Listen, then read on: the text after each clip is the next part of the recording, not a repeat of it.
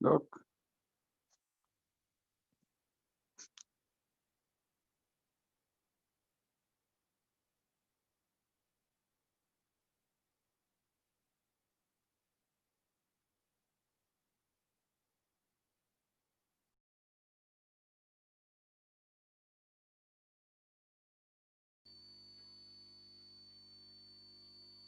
doctorazo.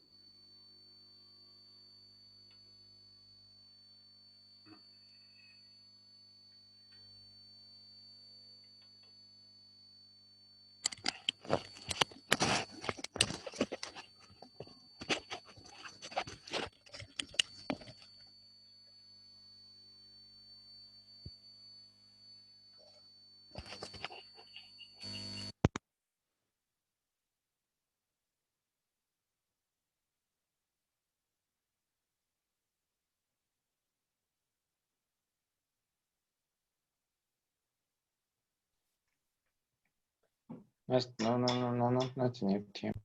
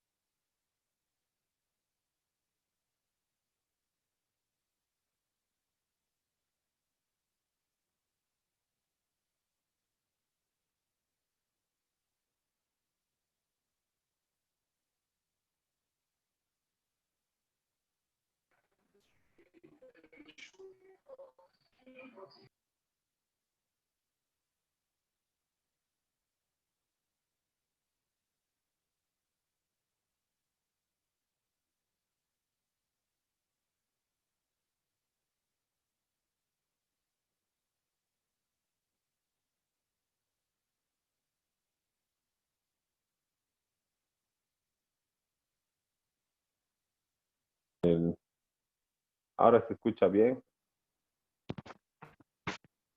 Ahora se escucha. Ahora se escucha. Sí, sí, positivo. Ya, ya, ahora sí. Entonces, ahí va, ¿no? El, ahí más bien. Yo también les escucho, creo. Ahora, Todo recién se escucha. ay, qué bien. Gracias. Y a ustedes también se les escucha bien. Así que vamos por ahí, ¿no? Y estábamos ahí revisando un poco la consulta, ¿verdad? De lo que es el secreto bancario. Bueno, antes sí se llamaba secreto bancario, la anterior ley de bancos, pero ahora es se llama reserva y derecho a la reserva y confidencialidad, ¿no? Entonces, quiere decir que las operaciones financieras realizadas por personas naturales o jurídicas, ¿no? gozan de derecho de reserva y confidencialidad. Cualquier información referida a estas operaciones se proporciona solo al titular, a quien éste autorice o a quien los represente legalmente en los casos, y en los casos señalados en el 473. El 473 son algunas excepciones que se realiza al secreto bancario, obviamente en mérito a requerimientos fiscales u órdenes judiciales que se hacen en procesos, por ejemplo, ejecutivos para la averiguación del patrimonio, se realizan también en procesos de delitos eh, patrimoniales, ¿verdad? Como defraudaciones, también en delitos públicos como eh, conducta antieconómica, el contratos lesivos al Estado, ¿verdad? Entonces ahí se levanta el secreto bancario y, bueno, en algunas ocasiones, ¿verdad? Es también la unidad de investigación financiera que, que como parte actora es la que solicita estas órdenes y estos requerimientos, pero en la vía administrativa, este, también se puede, eh, o bueno, en la vía administrativa no es que se puede, sino que ellos también levantan el secreto bancario solamente por un requerimiento, digamos, de una entidad administrativa, no judicial ni fiscal, como dice acá, ¿verdad? Y además aquí dice en las autoridades públicas encargadas de realizar investigaciones. Ahí es lo que les estaba diciendo, la unidad de investigación financiera, la U, UIF, ¿no? Y el, el inciso C, esto es por una orden simplemente administrativa. ¿Qué quiere decir eso? Que sin necesidad de empezarme un proceso penal ni civil o coactivo fiscal, ¿verdad? Que tenga que ver con una orden judicial.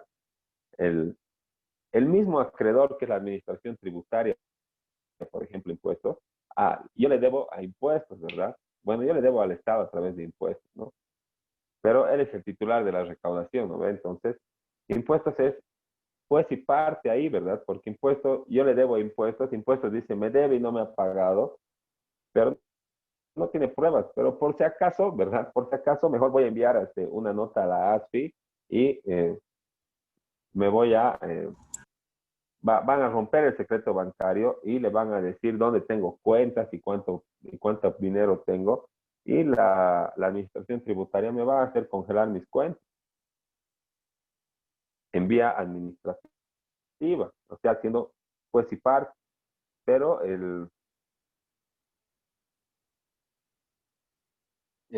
como les decía, también hay otras personas que pueden hacer levantar el secreto bancario, y los directivos y ejecutivos de entidades de intermediación financiera dentro de las informaciones que intercambian las entidades entre sí, ¿no? Entonces, ¿para qué existe, digamos, o sea, para qué nos piden si yo tengo cuenta y un préstamo en un banco y voy a otro banco, ¿verdad? A sacar por ejemplo, tengo mi cuenta en el mercantil y tengo mi préstamo que estoy pagando un auto, y luego me voy al Banco Unión porque quiero sacar el préstamo 1, 2, 3. ¿Para qué me piden más requisitos? ¿Para qué? Si todo ya declarado, todo está en el sistema, y podrían utilizar este bendito inciso D, ¿verdad? Para enterarse de las cosas buenas que mi capacidad de pago, que estoy al día, ¿verdad? Mis garantías, mi patrimonio y otras cosas, ¿no? Pero no, siempre hay que volver a presentar todo, ¿verdad? Copia legalizada, que certificado, que ta, ¿no? Pero en el caso eh, de que yo pueda afectar a la entidad de intermediación financiera, como por ejemplo una posible defraudación, ¿verdad? O en el caso eh, de que esté ya en mora en mi crédito o algo así, ¿no? El ejecutivo del banco, o sea, ¿qué quiere decir eso? ¿qué se llama? El director regional, ¿verdad? El director del Banco Económico de ahí, de la Calama y Esteban Arce, o Nathaniel Aguirre, él puede solicitar que él puede solicitar una carta a la ASFI y obtener esta información, o mejor aún, puede entrar al sistema de información cruzada y obtenerlo al instante, ¿no? Entonces, esto del secreto bancario está como que venido a menos, está despreciado, está subestimado, porque, como ven, sí existe, ¿verdad? Pero existen muchas maneras en las que se puede romper este secreto bancario o este derecho de confidencialidad, ¿verdad? Y ni siquiera ven en el que todavía quiera decir, en ninguno de los incisos todavía hemos visto, con noticia del titular, ¿verdad? ¿Dónde dice que te van a notificar? Luego dice la unidad de investigación financiera, los directores ejecutivos de la ASFI, ¿no? Y vamos a ver, ¿no? En el caso de los incisos A y C, ¿no? Vamos a recordar, las autoridades judiciales y la administración tributaria, ¿no? En el caso de los incisos A y C, el requerimiento se canalizará a través de la ASFI, ¿no? ¿Qué quiere decir? Correo electrónico a la ASFI y listo, ya tengo toda la información financiera de la persona que yo quiera, no tiene administración tributaria, obviamente, ¿no? O judicial o requerimiento fiscal. Ahora, el requerimiento de información señalado en el inciso B podrá realizarse directamente a las entidades financieras, las mismas que estarán obligadas a proporcionar información con copia a la autoridad de supervisión financiera, ¿no? Entonces, en el B son las entidades públicas de realizar investigación, encargadas de realizar investigación.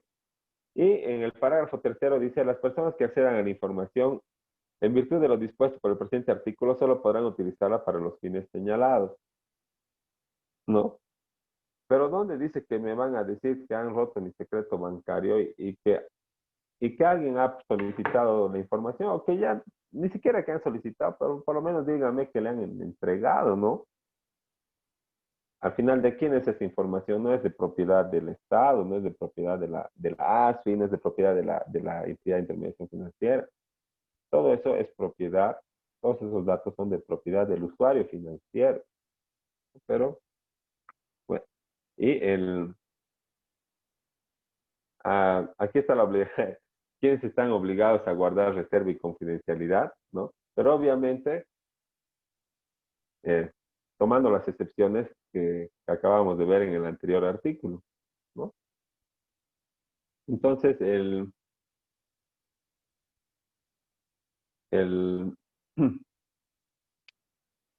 aquí hay una acción de protección, ¿no? Cuando uno se crea violado en sus derechos de intimidad financiera, ¿no? Y señala a que toda persona individual o cualquiera que considere estar indebidamente o ilegalmente impedida de conocer, objetar o obtener la eliminación o rectificación de los datos registrados por las entidades financieras en archivos o bancos de datos que afecten su derecho fundamental a la intimidad, privacidad o a su propia imagen, honra o reputación, podrá interponer la acción de protección a la privacidad prevista en el artículo 131, ¿no? Entonces, siempre y cuando, ¿verdad? No se opere en una de las excepciones que señala el 473, por lo que, bueno, desde una opinión personal, yo creo que el secreto bancario solamente se refiere para otras terceras personas particulares, sean naturales o jurídicas, porque luego no existe el secreto bancario, ¿verdad? Desaparece desde todo punto de vista, desde un requerimiento fiscal, desde una orden judicial, desde una solicitud en la vía administrativa, desde una solicitud del director de una entidad de intermediación financiera, de la misma ASFI, ¿no? Entonces, y ni siquiera se da noticia al usuario financiero, así que, ¿dónde quedamos con el secreto financiero, verdad? ¿No? O con la reserva de la información, con el derecho a la reserva. existe derecho de reserva entre los particulares. Listo.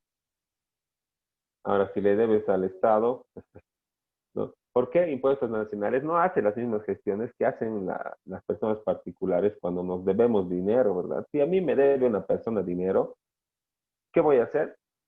Voy a plantear mi proceso ejecutivo, o mi cumplimiento o cualquier proceso, ¿verdad? Que que amerite, incluso un proceso administrativo, ¿verdad? Un recurso de alzada jerárquico, pero obviamente que me van a notificar, pues eso quiere decir que todas las actuaciones que se realicen o que se soliciten, yo también voy a estar en conocimiento. No aquí que va a ser un secreto, la violación del secreto bancario, así está la norma, ¿verdad? Va a requerir la ASFI, pero yo no me voy a enterar. ¿Cuándo me voy a enterar? Cuando quiera ir al banco y ya no dé así, ya no tenga liquidez, ¿no? Entonces, bueno, está así, ¿no? Como está normado el derecho de reserva y la confidencialidad. Y es por eso que eh, todos los bancos, todas las autoridades, todas las entidades públicas o las entidades de intermediación financiera pueden obtener nuestros datos que llegarían a formar parte eh, de lo que es el secreto bancario, ¿no? De los datos que deberían contener el secreto bancario, pero bueno, ¿no? Debe ser en mérito un bien mayor, por lo menos cuando se trata del requerimiento por la administración tributaria, ¿no? Bueno, debo al Estado, pues, ¿no? Y si debo al Estado y lo defraudo y no le pago, quiere decir que no van a poder atender a necesidades públicas como se debería. Entonces ya, o cuando soy un criminal, no ve, ya tengo proceso penal o algo, pero el, hay, está muy,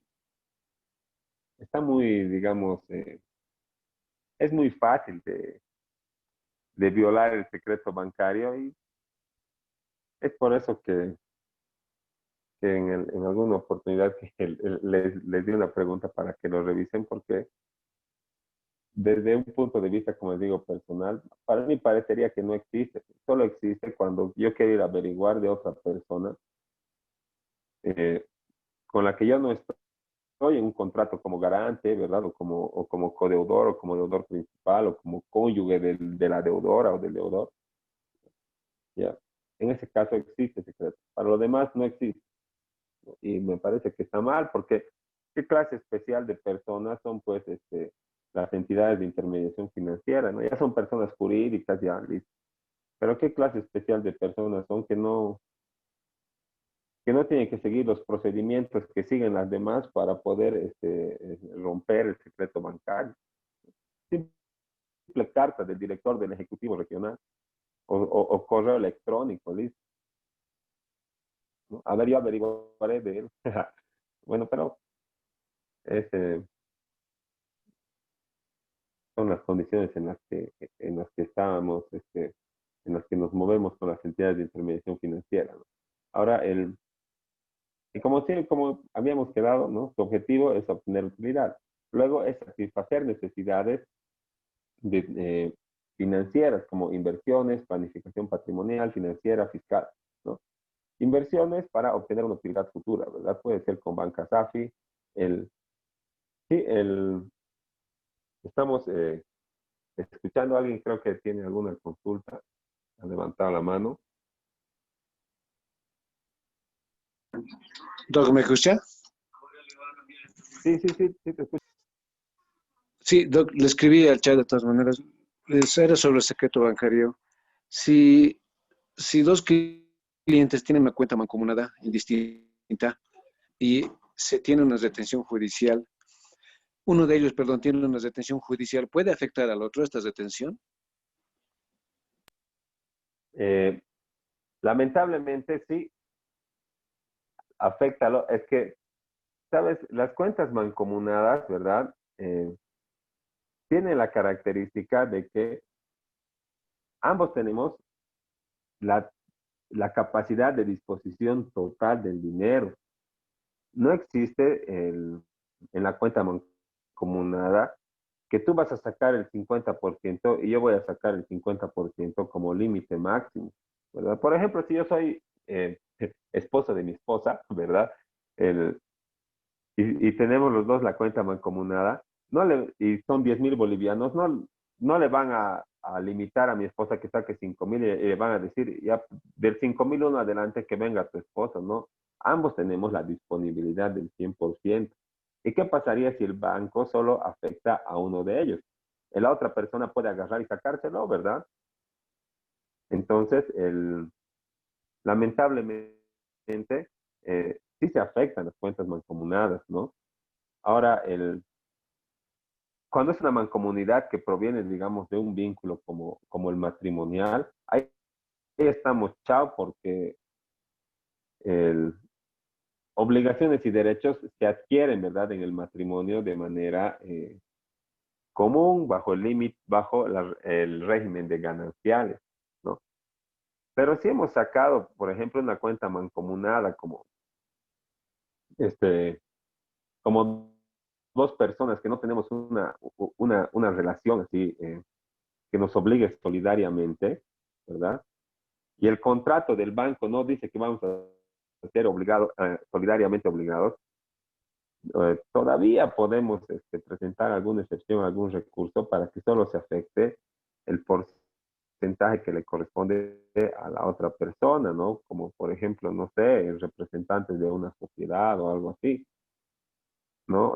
O personas que pertenezcan así a una comunidad accidental, ¿no? Patrimonial, pero por lo demás, sí afecta, ¿no? Y espero, haber contestado a tu pregunta. No sé si tienes alguna otra consulta.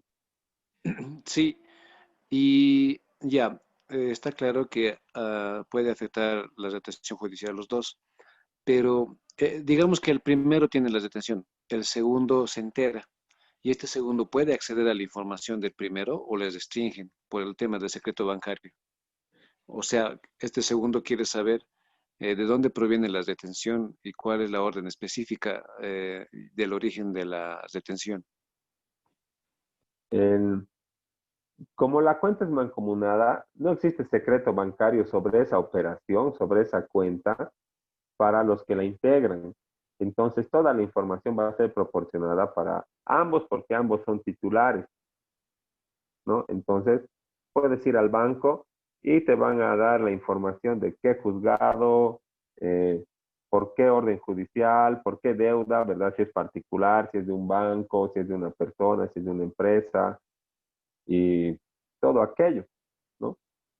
Ahora sí, pero si la cuenta proviene de sueldos, ¿verdad? Porque a veces algunas empresas te hacen abrir una cuenta, ahí no se puede retener, ¿no? Pero por lo demás, sí, y como te digo, todos los que sean titulares o estén inmiscuidos en la operación, sí tienen acceso total a la información que tenga que ver con esos fondos, con esa cuenta y con esa retención, ¿no?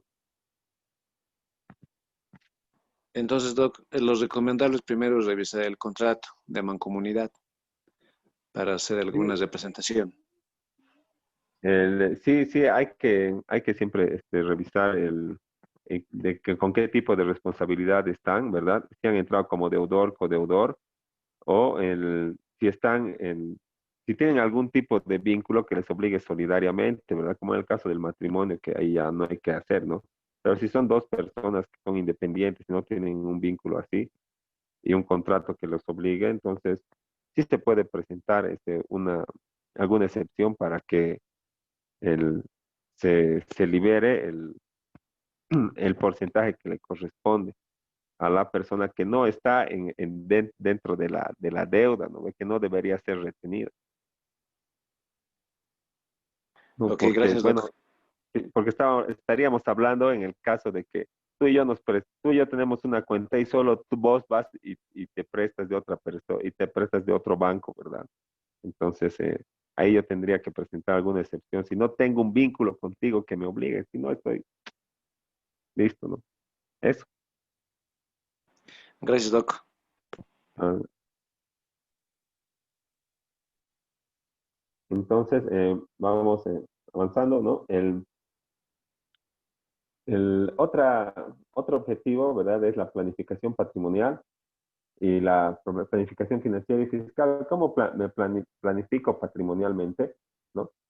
Tal vez quiero adquirir un autito, ¿verdad? Tal vez quiero tener una casa, un departamento, ¿no? Entonces, eh, uno, o no me alcanza el 100% de mi capital para adquirir el auto que quiero, o el departamento, la casa, o el lote. O dos, si me alcanza, no quiero disponer de todo, ¿verdad? Porque tengo que tener todavía para pagar los impuestos, tengo que tener para vivir, ¿no? Tengo que tener para otras obligaciones tributarias que van a venir o lo que sea, ¿no? Entonces, para poder adquirir, para poder acrecentar mi patrimonio, tengo que recurrir al banco, ¿verdad? Entonces, ¿qué va a hacer el banco?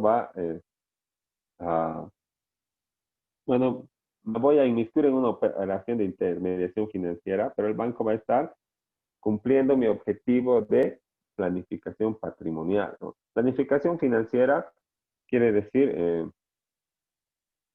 bueno, de acuerdo a mis ingresos y a mis gastos, tal vez voy a tener un monto de ahorro, ¿verdad? Y eso voy a poder guardarlo en el banco para que pueda engrosar mi caja de ahorros y además también se reporte un incremento en el interés que genera la misma, ¿verdad? Planificación financiera. Planificación fiscal, ¿no? Ahorro, ahorro, ahorro, ahorro, y al fin de año pago mi IOE de ahí y todavía me sobra un poco, ¿no? Voy a pagar mis impuestos, ¿no? Y bueno, y otros gastos emergentes, ¿verdad? Que no son muy regulares, pero que tienen que ver con personas y grupos familiares, siempre con un elevado patrimonio, porque no nos olvidemos que las personas que lamentablemente no tienen un elevado patrimonio no reportan un superávit. Y no reportar un superávit quiere decir que no pueden participar de, digamos, de la banca, por lo menos como ahorristas, ¿verdad? Como planificación patrimonial, planificación fiscal, ¿no? Como inversionistas, pero sí, solamente podrían participar como prestamistas o como sujetos pasivos de operaciones de intermediación financiera, ¿no? Siempre y cuando demuestren una capacidad de pago, ¿no? Y, los requisitos, las garantías exigidas por cada entidad de intermediación financiera, ¿no? Y el banco necesita saber, ¿no? Necesita que el cliente le informe, ¿no? Por lo menos su perfil de riesgo, o sea, soy casado, tengo hijos, vivo en alquileres, mi casa es de mi papá, cuánto gano, cuánto gasto, pago pensiones, está en colegio fiscal particular, ¿no? El objetivo de rentabilidad, ¿no? ¿Cuánta plata te quieres prestar de mi banco? La necesidad de liquidez, el horizonte temporal, ¿no? Que quiere decir cuánto tiempo, ¿verdad? Mi situación fiscal, ¿no? Si soy dependiente o independiente y me hago cargo con mis ingresos y facturo y me hago cargo de los impuestos, ¿no? Esa es información que hay que proporcionar inevitablemente al banco para poder ser considerado como un beneficiario de una operación de préstamo, ¿no? Entonces, la banca, ¿no? La banca privada, lo que ofrece al cliente es un servicio personalizado y adecuado para cada individuo, ¿no? De manera profesional, y es por ello que se necesita cierta información, ¿no? Cierta información que va a quedar en la base de datos y que va a ser de disponibilidad de otros por simples requerimientos, como ya habíamos visto, ¿no? Y es en este punto de la información que proporcionamos a la entidad que nos sobreestimamos en vez de subestimarnos, ¿verdad? Y